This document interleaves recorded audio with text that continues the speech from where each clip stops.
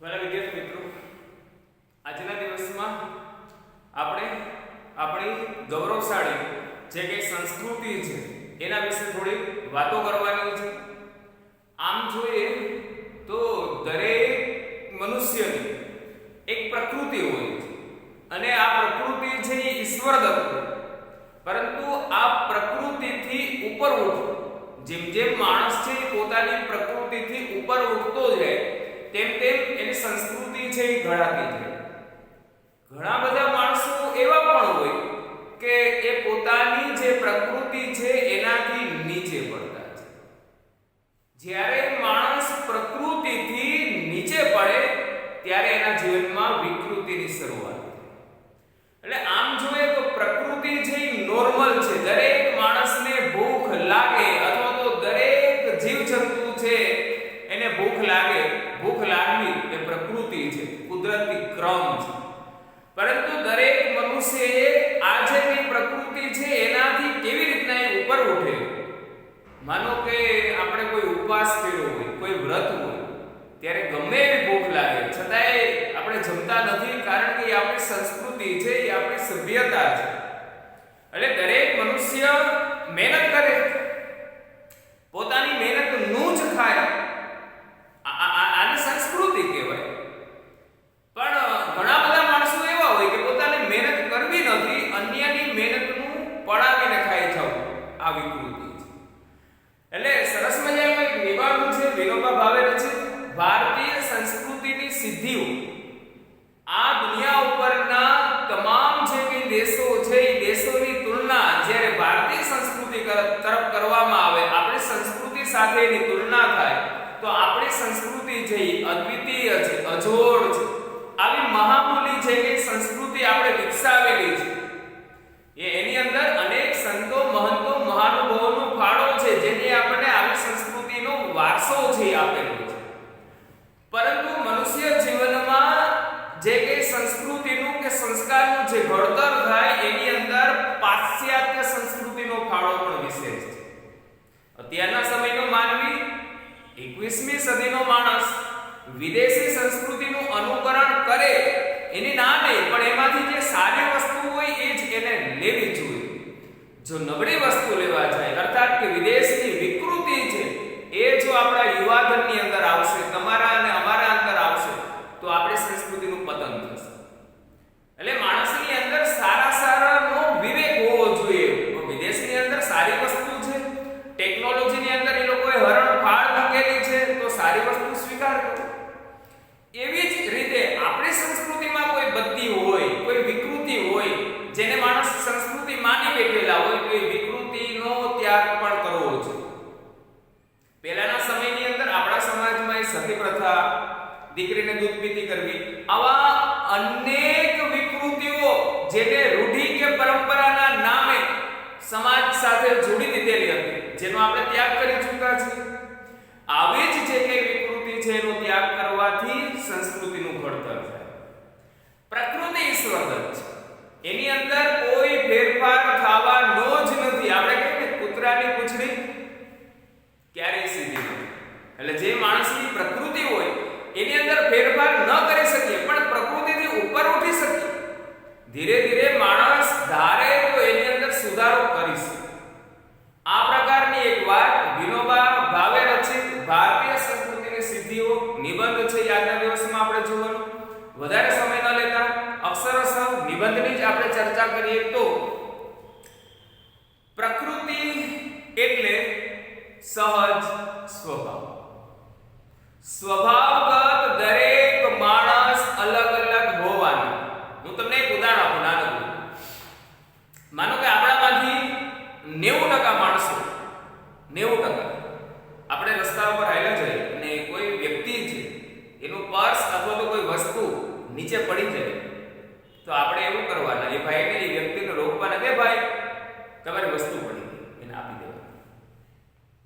90% માણસો છે આ પ્રકારના છે. શાળાની અંદર અનેક એવા બાળકો છે આવે છે, હોય છે કે કોઈની વસ્તુ મળે તો એ ઓફિસમાં જમા કરાવી જાય અને એ વ્યક્તિને શોધીને આપી દે. આ આપણી સંસ્કૃતિ છે. પણ 10% એવા માણસો નીકળવાના હોય કે માનો કે આપણે બહારગામ ગયા હોય, કબાટને તાળું માર્યું હોય, ઘરને પણ તાળું મારીને ગયા હોય, અને છતાંય ક્યારેક એવું બને કે આપણે ઘરે આવીએ તો ઘરને તાળું હોય, તૂટી ગયું હોય, કબાટના તાળા તૂટી ગયા હોય. આ વિકૃતિ ભરું કામ કરનાર પણ માણસો જ છે. એનામાં સમજણનો અભાવ છે. એટલે આપણે આ સમાજની વચ્ચે આપણે રહેવાનું છે. એટલે આપણે કેવું બનવું, આપણે જાતને આપણે પૂછવાનું કે આપણે કેવા માણસ બનવાનું. આપણી સ્મૃતિ, આપણી છાપ આ પૃથ્વી ઉપર આપણે કેવી મૂકીને જાવ એ દરેક માણસના પોતાના હાથમાં છે. આપણે ગયા પછી સમાજના લોકો આપણને યાદ કરે એ ટાઈપના એ પ્રકારના જો કામ આપણે કરશું. બધાય પૃથ્વી ઉપરના મહેમાન છીએ. વર્ષોથી આપણે બધા આ ગીત છે એ ગાતા આવે કે આ ઘર આપણું નથી ભાઈ, આને છોડીને આપણે જવાનું. છતાં જો સારા કામ ન કરીએ તો એ માણસને જ્યારે યાદ કરશે ત્યારે એને નબળા પ્રસંગો યાદ કરશે. સંસ્કૃતિને આપણે વિકસાવવાની છે. પ્રકૃતિ એટલે સહજ સ્વભાવ. સંસ્કૃતિ એટલે શું? પ્રકૃતિ એટલે સહજ સ્વભાવ, જ્યારે સંસ્કૃતિ એટલે સહજ સ્વભાવથી ઉપર ઉઠવું. જે સ્વભાવ છે એનાથી ઉચ્ચતમ જવું, એનાથી ઉપર ઉઠવું એટલે એને સંસ્કૃતિ કહેવાય. અને વિકૃતિ એટલે સહજ સ્વભાવથી નીચે પડવું. વિકૃતિ એટલે સહજ સ્વભાવથી નીચે પડવું. એટલે પ્રકૃતિ એટલે સહજ સ્વભાવથી ઉપર ઉઠવું એટલે સંસ્કૃતિ, સહજ સ્વભાવથી નીચે પડવું એટલે વિકૃતિ. પ્રકૃતિ બંનેની વચ્ચે છે. કોની? સંસ્કૃતિ અને વિકૃતિની વચ્ચે છે. સહજ છે અને નોર્મલ છે. દરેક માણસની એક પ્રકૃતિ હોય, એ સહજ છે અને નોર્મલ છે. માણસની એક પ્રકૃતિ હોય છે, એક સંસ્કૃતિ અને એક વિકૃતિ. ભૂખ લાગે અને આપણે ખાઈએ. દુનિયાના દરેક જીવ જંતુથી માંડી અને મનુષ્ય સુધી ભૂખ લાગે અને આપણે ખાઈએ. ભૂખ લાગતા માણસ ખાય એ માણસની પ્રકૃતિ છે. ભૂખ ન લાગવા છતાંય માણસ ખાય એ એની વિકૃતિ છે. ભૂખ લાગવી અને ભૂખ લાગતાની સાથે આપણે ખોરાક લઈએ એ આપણી પ્રકૃતિ છે. પણ ભૂખ ન લાગે છતાંય ખાવું આ વિકૃતિ છે. અને ભૂખ લાગવા છતાં, ભૂખ લાગી છતાં આજે એકાદશી છે એટલે વાસ્તે અર્થાત કે ભગવાનના સ્મરણ માટે માણસ ખાતો નથી, એ માણસની સંસ્કૃતિ. ભૂખ લાગવી અને ખાવું પ્રકૃતિ. ભૂખ ન લાગવા છતાંય ખાવું વિકૃતિ. ભૂખ લાગે છતાં એકાદશી હોય અને ભગવાનના સ્મરણ માટે આપણે ન ખાય, આ આપણી સંસ્કૃતિ છે. આમ ઉપવાસ કરવો એ સંસ્કૃતિ છે. આમ ઉપવાસ કરીએ ને એ આપણી સંસ્કૃતિ. બીજું ઉદાહરણ જો આપણે મહેનત કરીને ખાઈએ છીએ તે આપણી પ્રકૃતિ. આપણે બધાય માણસો છે એ પોતાની મહેનતનું ખાય. આપણે કહીએ ને આપણે અન્યની મહેનતનું ખાતા નથી. માણસ પોતે મહેનત કરીને ખાય તો આ માણસની પ્રકૃતિ છે. ઈશ્વર જે દરેક માણસની અંદર આ જે ઇનબિલ્ટ છે. માણસ મહેનત કરીને ખાય એની પ્રકૃતિ છે. આપણે જાતે મહેનત કરવાનું ટાળીશું અને બીજાની મહેનતનું લૂંટીને ભોગવતા રહીશું તો એ વિકૃતિ છે. આ વિકૃતિ ધીરે ધીરે સમાજમાં છે ફેલાતી કે માણસ પોતે મહેનત ન કરે, બેઠા બીજાની મહેનતનું લૂંટી અને ખાય. પણ આ છે વિકૃતિ. અન્યની મહેનતનું, અન્યનો હક બચાવી પાડવો એ મોટામાં મોટી વિકૃતિ છે. આ વસ્તુ અત્યારના સમયમાં ભલે મોટા ભાગના માણસોમાં દેખાતી હોય તેમ છતાં આ માણસની પ્રકૃતિ નથી, આને વિકૃતિ જ કહી શકાય. ભલે ને આ પ્રકારની વિકૃતિ જૂના સમયથી, પ્રાચીન કાળથી આજ સુધી દેખાતી હોય તેમ છતાં કદાપી ક્યારેય સંસ્કૃતિ હોય જ ન થઈ શકે. પરંતુ આપણા શ્રમથી પેદા કરેલી વસ્તુ જો ઘરની અંદર છે ને, સૌથી વધારે મહેનત પિતા કરતા હોય. માતા ઘરના કામકાજમાં મહેનત કરે એની ના નહીં, પણ આપણી સમાજ વ્યવસ્થા પ્રમાણે આર્થિક ઉપાર્જનનું કામ છે એ પિતા કરે, મહેનત છે એ પિતા કરે. મહિને 15-20 હજાર રૂપિયા કમાતા હોય, પણ એ એવું નહીં કહે કે આ 20,000 મારી મહેનતના છે એટલે હું જ વાપરું. એ જે કંઈ પોતાનો પરિશ્રમ છે એ પરિશ્રમ દ્વારા જે કંઈ કમાણી કરે એ આખા ઘરમાં વેચીને ખાય. આ આપણી વર્ષો જૂની સંસ્કૃતિ. વિદેશમાં આવું નથી.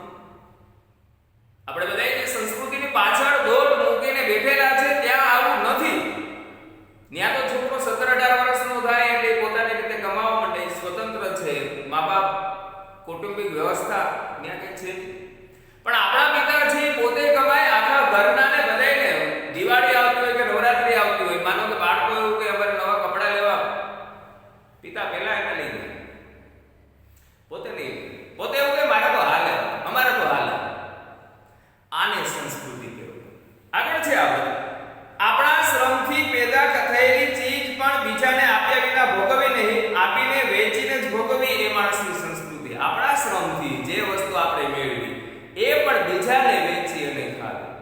સંસ્કૃતિ.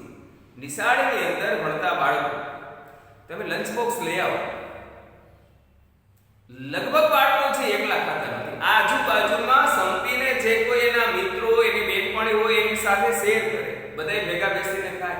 આ આપણી સંસ્કૃતિ છે. એકલા એકલા ન ખાઈએ, આપણે ખાતા જ નથી, સંતાડતા પણ નથી. અને સુદામાં એક વખત જે ઓલા ચણા આપ્યા હતા એકલા ખાઈ ગયા અને એની કેવી દશા થઈ હતી, એનો આખું જીવન કવચ છે આપણે જાણીએ. લાકડા કાપવા માટે ગયા અને ગોરાણીએ જે ચણા આપ્યા, ભૂખ લાગે તો ખાજો, સુદામાજી એકલા ખાઈ ગયા. આખી કથા છે. બંને માટેનું હતું અને એકલા ખાઈ ગયા. ઘણા બધા માણસો તો એવા છે કે બીજાના હકનું હોય પડાવી જિંદગી જીવે, એની દશા કેવી થાય વિચારતા નથી. ક્ષણિક સુખ મળે એટલે કે અત્યારના સમયમાં તમે બીજાનું પડાવી લો તો તમને આનંદ મળે, ખુશી મળે, પણ એના ફળ તો ભોગવવા પડે, ભોગવવા જ પડે. એમાં કોઈ બે મત નથી. હા, વેચીને ખાઈએ એ આપણે શું, માણસમાં અને પશુમાં ફરક છે. મનુષ્યમાં અને જે જાનવર જેને આપણે પશુ કહીએ એમાં ફરક છે, અંતર છે. અને આ અંતર વધારવું જોઈએ. પશુપણામાંથી આપણે બહાર નીકળવાનું છે. મને હજી ક્યારેક મનની અંદર એવા વિચાર આવી જાય કે આપણામાં અને પશુમાં ફરક કેટલો. એક નાનપણની બહુ સરસ મજાની વાર્તા હતી. ફેરીઓ છે ટોપી વેચવા માટે જાય, તડકો બપોરનો સમય, એક ઝાડની નીચે સૂઈ જાય, ઉઠે તો ટોપી નહીં. એટલે ફેરીએ જે યુક્તિ કરી આપણે બધાય જાણીએ કે પોતાના પાસે એક ટોપી હતી, માથે પહેરી, બધાય વાંદરા હોય માથે પહેરી, પોતે નીચે ઘા કર્યું, વાંદરા હોય નીચે ઘા. આ જ પરિસ્થિતિમાં હજી આપણે જીવીએ. આ જ પરિસ્થિતિ. કોઈ આપણને બે નબળા શબ્દો સંભળાવે, આપણે એને સંભળાવે. કોઈ આપણા છોકરાના લગ્નમાં 251 વધામણો કરે તો આપણે 251 કરવાની છે. કોઈ આપણને હેપી બર્થડે માં ગિફ્ટ આપ્યું તો આપણે એને ગિફ્ટ આપવાની છે. અન્ય માણસ જેવું કરે એવું આપણે કરીએ છીએ. સંસ્કૃતિ ત્યારે કહેવાય કે કોઈ પણ માણસ આપણે વિશે ગમે એવું બોલે છતાંય આપણી જીભમાંથી એના વિશે હંમેશા સારા શબ્દો નીકળે. આ સંસ્કૃતિ. આને આ પશુપણામાંથી આપણે લોકો છે ધીરે ધીરે બહાર નીકળવાનું છે. કારણ કે આપણે મનુષ્ય છે, બુદ્ધિશાળી, આપણે સમજી શકીએ, આપણે વિચારી શકીએ. અન્ય શેરીમાંથી તમે નીકળો અને માનો કે કૂતરા ભસતા હોય તો સામે આપણે ભસીએ ખરા? નહીં. પશુ છે એને ખબર નથી, એનું કામ કરે છે. આ જગતની અંદર હજી પશુ જેવું જીવન જીવવાવાળા ઘણા બધા માણસો છે અને આપણને એ લોકો પશુતા તરફ લઈ જાય, આપણે જવાનું નથી. અદેખા, ઈર્ષા, કામ, ક્રોધ, લોભ, આ બધા પશુપણાના ઉદાહરણો છે. પશુપણામાંથી નીકળતા જઈ અને માણસપણા તરફ આગળ વધતા જવું, તેને સંસ્કૃતિનું વર્ધન, સંસ્કૃતિનો વિકાસ કહે છે. માણસ સુખ અને આનંદ સુખ. જગતના કોઈ પણ માણસને પૂછી લો કે આ સંસારમાંથી શું જોઈએ, તો કે એને એક સુખ જોઈએ અને બીજું અહર્નિશ એને આનંદ જોઈએ. સુખ અને આનંદની શોધ કરે. સુખ અને આનંદ શોધ એ ખરું, પરંતુ કયો આનંદ વિકૃત છે. ઘણા બધા માણસો એવા હોય કે અન્યને હેરાન કરીને એમાંથી આનંદ મેળવે. આ આનંદ વિકૃત છે. કોઈ પણ વ્યક્તિને તમે હેરાન કરો અને એમાંથી જો તમને આનંદ આવતો હોય તો સમજી લેવાનું કે હજી આપણે મનુષ્ય બનવાને પણ લાયક નથી. ઘણા બધા માણસો આમાંથી આનંદ ભોગવે છે. એટલે કયો આનંદ વિકૃત છે એ વસ્તુ છે એ જોવાનું છે. કયો પ્રાકૃત છે અને કયો સંસ્કૃત છે એ જોવાનું, તેનો ખ્યાલ રાખવો પડે. જે સુખ બધાને આનંદ આપે એ સંસ્કૃત. એટલે જે સુખ સૌને આનંદ આપી શકે એવું એ જ ખરું સુખ છે અને એ સુસંસ્કૃત આનંદ છે. જે આનંદ આપણને સંસ્કૃતિ તરફ લઈ જાય એ જ સાચો આનંદ છે. જે આનંદ, જે સુખ બધાને સુખ કે આનંદ આપી શકે, જે આનંદ આપણને સંસ્કૃતિ તરફ લઈ જાય એને સાચો આનંદ કહી શકાય. 10મા ધોરણમાં એક સરસ મજાનો ગુણવંત સાહેબનું એક વાક્ય છે કે સૌથી મોટો આનંદ હોય તો ભજનાનંદ છે. પ્રભુના ગુણ ગાવાથી જે અંદરથી આનંદ ઉત્પન્ન થાય એવો આ સાંસારિક વસ્તુમાં ક્યાંય પણ આનંદ છે જ નહીં. સાંસારિક વસ્તુનો આનંદ હંમેશા ક્ષણિક, જ્યારે મળે ત્યારે આનંદ આવે, પછી એ વસ્તુની કદર કે કિંમત માણસને રહેતી નથી. સંસ્કૃતિ જ્યારે ક્યારેય ખરાબ નથી હોતી.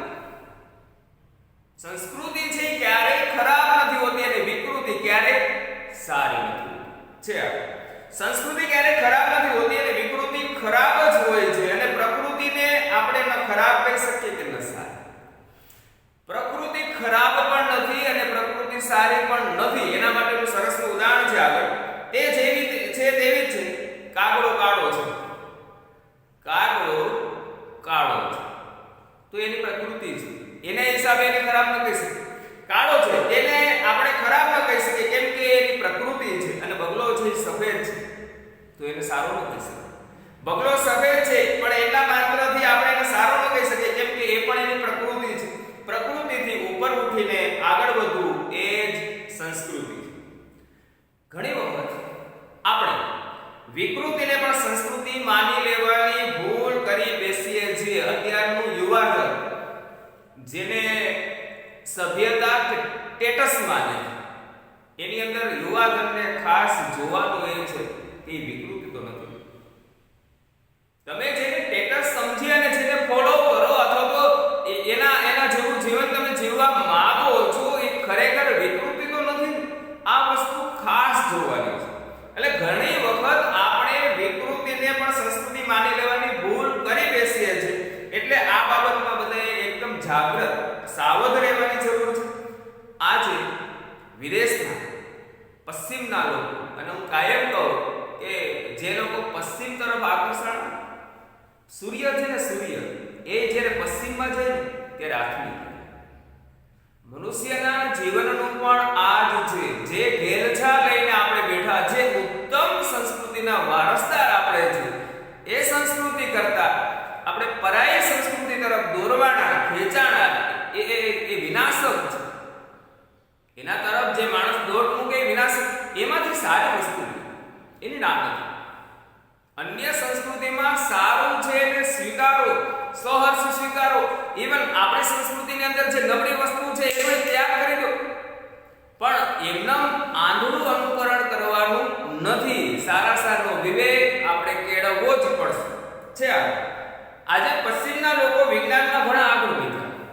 વિજ્ઞાન ક્ષેત્રે એ લોકોએ હરણફાળ સફળતા મેળવેલી છે. તેમની પાસે આપણે લેવા લાયક ઘણું છે, પરંતુ એનામાં ઘણો બધો વિકૃતિનો અંશ પણ છે. એ લોકોમાં ઘણો બધો વિકૃતિનો અંશ છે. તેને સંસ્કૃતિ માની લેવાની ભૂલ આપણે ન કરીએ. એમની વિકૃતિ કાંઈ આપણને અપનાવવાની નથી. તે સિવાય દુનિયાભરની જેટલી સંસ્કૃતિ છે તે આપણે અપનાવી લેવાની છે. કોઈની વિકૃતિ આપણને ન ગમે. દુનિયાભરની સંસ્કૃતિ છે એ આપણે અપનાવી લેવાની છૂટ છે. આની સાથે સાથે એ પણ ધ્યાનમાં રાખીએ કે દુનિયાભરની સંસ્કૃતિ લઈએ પણ આપણે ત્યાંની પણ ભલે હોય વિકૃતિ આપણને નથી. દુનિયાભરની સંસ્કૃતિ લઈએ પણ આપણી સંસ્કૃતિમાં ક્યાંક વિકૃતિ પડેલી હોય. પહેલાના સમયમાં હતું, અત્યારે ધીરે ધીરે દૂર થતું જાય. દહેજ પ્રથા એ આપણા સમાજની વિકૃતિ હતી, પણ છતાંય દીકરીના જે મા બાપ છે એ જ્યારે સાસરે વળાવે ત્યારે જે કંઈ ભેટ સોગાત આપે અને ભેટ સોગાતના નામે દહેજની એક પ્રથા અમુક સમાજોની અંદર જોવા મળતી. ઘણી બધી વિકૃતિ તો છે. અત્યારના સમયની અંદર આપણે ભ્રૂણ હત્યા મોટામાં મોટી વિકૃતિ છે. આપણે જેને ભારતના લોકોને આપણા દેશને આપણે એકદમ ધાર્મિક માનીએ છીએ, દેવી અને દેવતાની પૂજા કરનારા દેશની અંદર આ વસ્તુ છે થાય બને તો આ વિકૃતિ. આનાથી અધમ નીચા પ્રકારનું એક પણ કામ નથી. તો આવી જે કઈ વિકૃતિ છે એ આપણામાં ન જ આવવી જોઈએ. એના વિશે તો કલાકોના કલાકો વાત એવો પોઈન્ટ છે, પણ આપણી વિકૃતિ છે તો એનો ત્યાગ કરો. આપણે જે પ્રાચીન કાળથી કોઈ એક ચીજ ચાલી આવતી હોય પણ જો એ વિકૃત હોય તો એનો સ્વીકાર હરગીજ ક્યારેય ન જ કરવો જોઈએ. વિકૃતિ બીજાની હોય કે આપણી હોય સદંતર વર્જ્ય એટલે કે ત્યાજ્ય છે. અને પ્રકૃતિને સ્વીકારી પણ તેનું હંમેશા શોધન કરતા રહેવું. પ્રકૃતિને હર હંમેશ સંસ્કૃતિનું રૂપ આપતા રહેવું જોઈએ. ખાવાનું આપણે ન છોડી શકીએ. પૃથ્વી ઉપરનો કોઈ પણ જીવ, ઉદાહરણ સરસ મજાનું છે કે પૃથ્વી ઉપરનો કોઈ પણ જીવ છે એ ખાવાનું ન છોડી શકે, કારણ કે ખાવું એ આપણી પ્રકૃતિ છે. પણ માંસાહાર તો છોડી શકીએ. માંસાહાર તો આપણે છોડી શકીએ, તો છોડી દો. કારણ કે અન્ય જીવને મારી અને ખાવું એના વિશે ટીકા ટિપ્પણી આપણે નહીં કરીએ, પણ કેટલે અંશે તમને એની અંદર શું વ્યાજબી લાગે? આના પહેલાના એક વિડીયોની અંદર આની ચર્ચા બહુ આપણે મોટી કરી. કરુણા ક્લબની અંદર જોડાયેલા બાળકો સાથે આના ઘણા બધા સેમિનાર થઈ શકે એવો આ એક પોઈન્ટ છે. તો ખાવાનું આપણે ન છોડી શકીએ, ખાવું જોઈએ નહીં, ના નહીં, પણ માંસાહાર તો આપણે છોડી શકતા હોય ત્યારે છોડી દો. તે જરૂર જોઈએ, કેમ કે સંસ્કૃતિની દિશાનું એક આગળનું પગલું છે. ખાવામાં સંયમ રાખી શકીએ તો જરૂર રાખીએ, કારણ કે તેમ કરવાથી સંસ્કૃતિની દિશામાં એટલા આગળ વધી શકે. ખાવામાં પણ સંયમ રાખવો જોઈએ. ઘણા બધા અક્રાંતિઓ ધરાય છે, બહુ જાજુ ખાય તો આ પણ વિકૃતિ છે. મારું તો માનવું છે કે વિજ્ઞાનની જેમ જેમ પ્રગતિ થતી જશે, વિજ્ઞાનનો જેમ જેમ વિકાસ થાય તેમ તેમ માણસને ખબર પડશે, એને શરીર રચનાનું જ્ઞાન આવશે, એટલે એને ખબર પડશે આ ખવાય આ ન ખવાય. વર્ષોથી ઘણા બધા આપણા વડીલો એવું કહે કે રાતના સમયે આ ન ખવાય, અથવા તો માનો કે દૂધ ખાવ તો ત્યારે ડુંગળી ન ખવાય, આની સાથે આ ન ખવાય, કારણ કે એને શરીર રચનાનું જ્ઞાન છે. એટલે મારું માનવું છે કે વિજ્ઞાનની જેમ જેમ પ્રગતિ થશે, માણસમાં વૈજ્ઞાનિક વૃત્તિ જેમ જેમ વધતી જશે તેમ તેમ એની વિકૃતિઓ નાશ પામતી જશે, ક્ષીણ થતી જાય, નાશ પામતી જશે, અને માણસ સંસ્કૃતિના દિશામાં આગળ વધતો જશે. બહુ આગ્રહ કરીને ખવડાવવું કે અક્રાંતિયાની માફક ખાવું એ પણ વિકૃતિ છે. એક આપણે ત્યાં એવો રિવાજ છે કે ઘરે કોઈ મહેમાન આવે ને એટલે આપણે એને બહુ આગ્રહ કરીને ખવડાવીએ. ઘણા બધા માણસ ક્યારેય ન ધરાતા હોય, અક્રાંતિયાની માફક ખાતા હોય, તો આ બંને વસ્તુ છે એ વિકૃતિ છે. પણ આજે હજી માણસને આ સમજાતું નથી, કેમ કે માણસને આપણી શરીર રચનાનું અને પાચન ક્રિયાનું કોઈ પણ પૂરતું જ્ઞાન નથી. જ્યારે તેને શરીરનું આંતરબાહ્ય જ્ઞાન થશે ત્યારે તેને તરત સમજાશે કે આ વિકૃતિ છે અને એને છોડવી જોઈએ.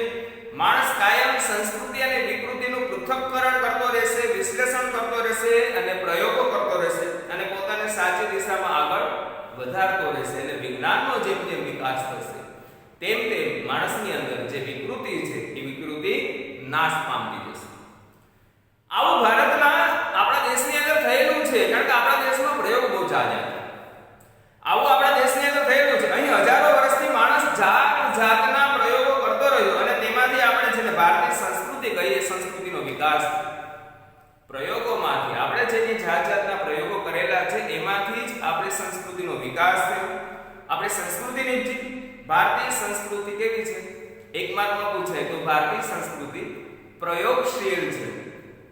ભારત પ્રાચીન કાળમાં બહુ જ પ્રવૃત્તિમય હતું. અહીં બહુ જ પ્રયોગો પણ થયેલા છે, તેના નિષ્કર્ષ પણ નીકળેલા છે, અને તેમાંથી વિવિધ શાસ્ત્રો પણ, જેને આપણે શાસ્ત્રો કહીએ, આપણા મહત્વના ધાર્મિક ગ્રંથો છે, એની ઉત્પત્તિ પણ એમાંથી.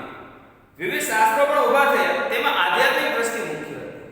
આપણા શાસ્ત્રોની અંદર જીવ અને શિવનું મિલન, આત્મા શું પરમાત્મા, આ જે એ આપણી સંસ્કૃતિમાં જેટલું છે એટલું બીજી એક પણ સંસ્કૃતિમાં નથી. પરમ આત્મા જે એક શબ્દ છે ને એમાં પરમ એક વિશેષણ છે, અને પરમનો અર્થ એવો થાય કે પરમ એટલે કલ્યાણ. આત્મા શબ્દ તો તમારા મારા આપણા બધાની અંદર છે. એટલે જે આત્મા, જે જીવ છે એ પરોપકાર માટે જીવતો હોય, અન્ય માટે જીવન જીવી જાતો. દુનિયાના લોકો ભલે નિંદા કરે, દુનિયાના લોકોને જે બોલવું હોય છું, પણ તમે જો અન્ય માટે પોતાનું જીવન વ્યતીત કરીને જાઓ તો આત્મા સો પરમાત્મા. આ જગતની અંદર જે વ્યક્તિઓએ અન્ય માટે, પારકા માટે, પરાયા માટે જીવન દીધેલા છે, જીવન વિતાવેલા છે, એવા માણસો છે અમર થઈ ગયા. એની નોંધ પૃથ્વી ઉપર લેવાતી નથી, એની નોંધ છે ઉપર. પૃથ્વીના માણસો કશું જ આપી શકતા નથી સિવાય કે નિંદા. પૃથ્વીના માણસો પાસે આપવા લાયક વસ્તુ એકઈ નથી, કારણ કે આ જગતનો માણસ છે એ અન્યના વખાણ ક્યારેય કરી શકતો નથી સિવાય કે એનું મરણ. કોઈ પણ માણસના આપણે વખાણ ક્યારે કરીએ? જ્યારે માણસ આ દુનિયા છોડીને જાય ત્યારે. એટલે તમારે તમારા વખાણ સાંભળવું હોય તો પહેલા મરવું પડે. આ જગતનો નિયમ છે. આ નિયમની અંદર આ જગત આવે. પણ આધ્યાત્મિક દ્રષ્ટિએ જે કંઈ પ્રયોગો થયા એ આપણા દેશની અંદર બહુ ઉત્તમ પ્રયોગો થયેલા છે. આગળ છે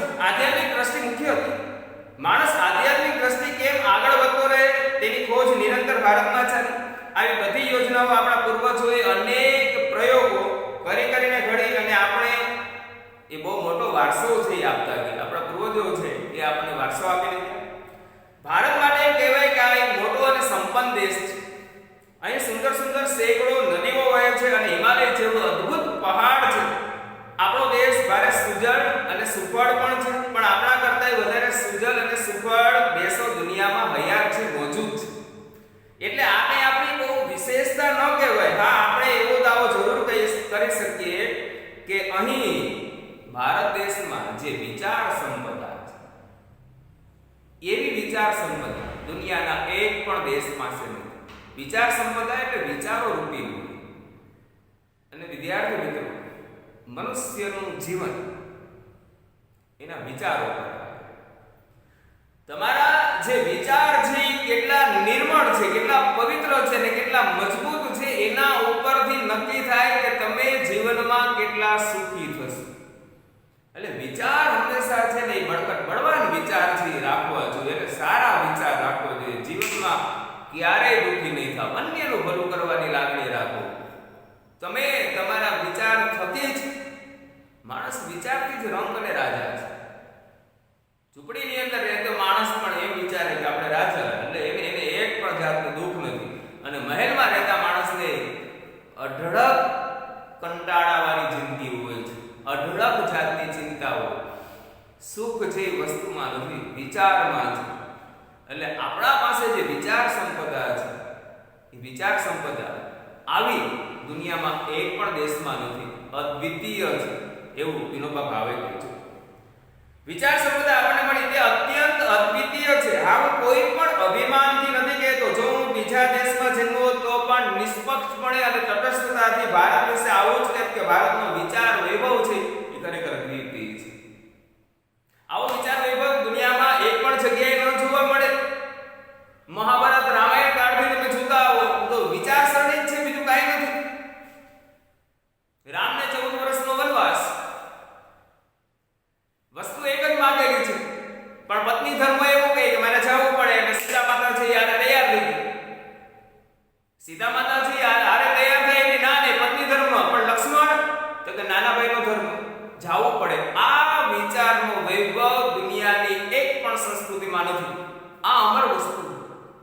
અને જેને માંગેલું છે, જે વ્યક્તિએ, જે સ્ત્રીએ માંગેલું છે, એના દીકરાએ તો કે ચરણ પાદુકા રાખ્યું નહીં, આ સિંહાસન આલે અને વનવાસી જેવું જીવન છે એ જીવી જાય. 1, 2, 14 વર્ષ સુધી જેને આપણે પૂજીએ, જેને આપણે ઈશ્વર તરીકે માથે ચડાવીએ, આ આપણી વિચાર સંપદા છે. આના આપણે વારસદાર છીએ. અને અત્યારે આપણે માનો કે જમીનના એક કટકા માટે, એક ટુકડા માટે જો લડી પડતા હોય, અંદર મરી પડતા હોય, તો કાં તો આપણી વિચાર સંપદા છે નબળી પડવા માંડી, એને તાત્કાલિક ધોરણે એને સંજીવની આપવાની જરૂરિયાત છે. આ વિચારથી મોટી વસ્તુ બીજી એક પણ નથી. તને ગમે તે તારું, રાજેન્દ્ર શાહના શબ્દમાં કહીએ તો તને ગમતું રહી જા, બહુ મોટો વિચાર છે. શબ્દની આરે ભાવ પણ હોવો જોઈએ.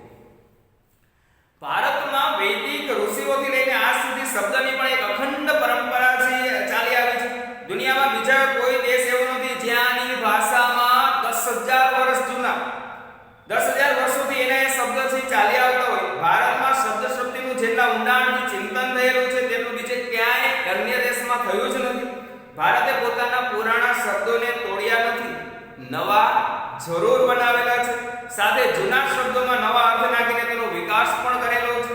આ શબ્દ પરંપરા ભારતમાં પહેલેથી આજ સુધી અખંડ ચાલી આવે છે. બીજે ક્યાંય આવું જોવા મળતું નથી. શબ્દથી બ્રહ્મ છે.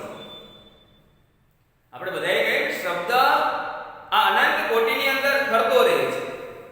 આપણે બધા ઈશ્વરની આરાધના પણ નથી કરતા શબ્દોથી.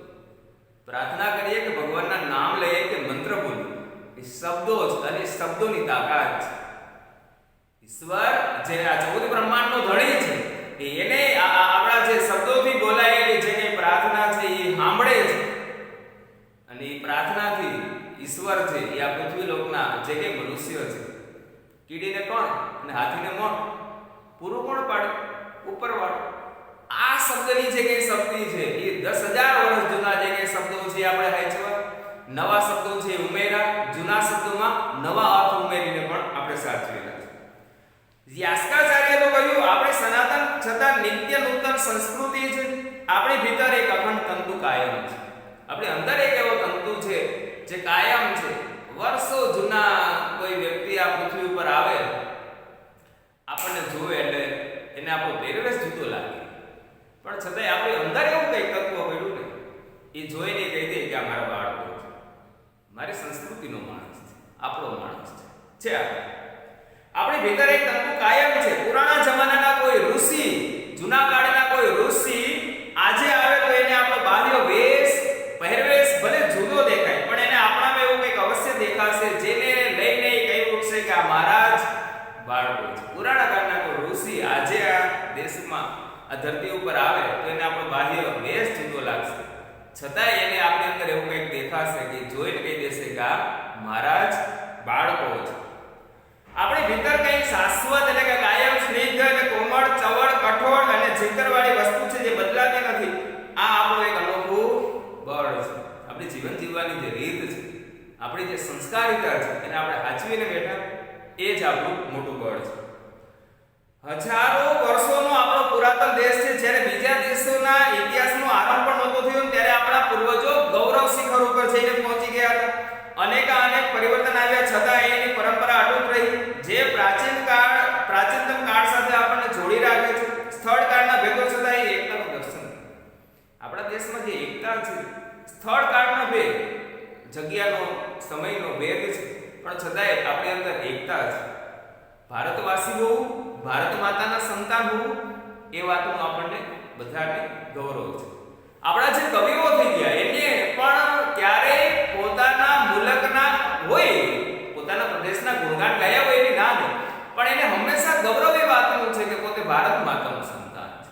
પછી ગુજરાતમાં જન્મેલા હોય કે આસામમાં જન્મેલા હોય, એને ગૌરવ છે એ કાયમને માટે ભારતીય સંસ્કૃતિની ભારતીનું કરેલું છે. અહીં કહેવાયેલું છે દુર્લભમ ભારતે જન્મ. અરે ભારત દેશમાં જન્મ લેવો એ નસીબદાર માણસને મળે, દુર્લભ વસ્તુ. જેવા તેવા માણસને આ ધરતી ઉપર જન્મવાનું પુણ્ય ન મળે. એટલે આ ધરતી ઉપર જન્મ લેવો એ દુર્લભ વસ્તુ. આપણો આ ભારત દેશ પવિત્ર દેશ છે, એમ આપણા પૂર્વજો કહેતા રહ્યા છે. દુર્લભમ મહારાષ્ટ્ર જન્મ, એવું કવિઓ ક્યારે બોલ્યું? મહારાષ્ટ્રમાં જન્મ મેળવવો એ દુર્લભ છે. અથવા તો દુર્લભમ ગુર્જરેશુ જન્મ, ગુજરાતની ભૂમિમાં જન્મ લેવો એ પણ દુર્લભ વસ્તુ છે. એવા વચન તમને અહીં ક્યાંય નહીં મળે. તુલસીદાસજી પણ કહેતા હતા કે ભલે ભારત ભૂમિ, ભલે કુલ જન્મ. 500 વર્ષ પહેલા ગુજરાતની અંદર એક કવિ થઈ ગયા જેને આપણે બહુ આદરથી યાદ કરીએ, આપણા આદિ કવિ નરસિંહ મહેતા. કવિ નરસિંહ મહેતાએ ગાયેલું છે કે ભરત ખંડ ભૂતળમાં જન્મી જેણે ગોવિંદના ગુણ ગાયા તે ધન્ય છે. આ જ વાત અસમના શંકરદેવ અને માધવદેવે પણ કહેલી છે. ન નરસિંહ મહેતાએ ગુજરાતનો મહિમા કર્યો કે ન શંકરદેવે અસમનો મહિમા કર્યો. એકબીજાની ભાષા તો તેઓ જાણતા પણ નહોતા, એકબીજાને નહોતા જાણતા, છતાં ભારતની ભૂમિ છે એ પુણ્ય ભૂમિ છે અને તેમાં જન્મ પામ્યા, તેથી અમે લોકો ધન્ય બની ગયા. એવું એ બંને અનુભવ્યું અને એ અનુભવની સાથે સાથે બંને જણાએ પોતાના કાવ્યોની અંદર શબ્દો દ્વારા વ્યક્ત પણ કરેલું છે. આવી રીતે આખા ભારતનું અભિમાન એ સંસ્કૃતિ છે. એ કઈ પ્રકૃતિ નથી પરંતુ સંસ્કૃતિ. જ્યાં એવી ભાષાઓ છે કે ન જાણતા હોય ને શીખતા વર્ષોના વર્ષો નીકળી જાય. આપણા દેશની અંદર એવી ભાષાઓ છે કે ન જાણતા હોય અને એ ભાષા જાણવામાં વર્ષોના વર્ષો નીકળી જાય. એવી વિભિન્ન ભાષાઓ અને અપરંપાર વિવિધતાવાળા ભૂખંડને એક દેશ માનવો એ પણ સંસ્કૃતિ છે. પ્રકૃતિથી ઉપર ઉઠી અને સંસ્કૃતિ હંમેશા બનેલી છે, સદાય છે. એવી ભારતીય સંસ્કૃતિને આપણે જાળવવાની છે અને એને આગળ વધારવાની છે. વિદ્યાર્થી મિત્રો, દરેક મનુષ્યને પોતાના દેશનું, પોતાની સંસ્કૃતિનું ગૌરવ હોવું જોઈએ અને રાખવું જ જોઈએ. જ્યારે માણસ છે એ પશ્ચિમી સંસ્કૃતિ તરફ આકર્ષાનો, ત્યારે એની અંદર જે વિકૃતિ છે ને એનો અંશ છે એ માણસની અંદર બહુ ઝાઝો આવે. હાલના સમયની અંદર કહેવાતી મોડર્ન લાઈફ જેને આપણે કહીએ, એની અંદર સંસ્કૃતિ નથી, એમાં સભ્યતા નથી, એમાં સંસ્કાર નથી. ઘણા બધા તમે ખાલી લેવલથી વિચારો તો પણ ગુજરાતી મીડિયમમાં ભણતા બાળકો અને અંગ્રેજી માધ્યમમાં ભણતા બાળકો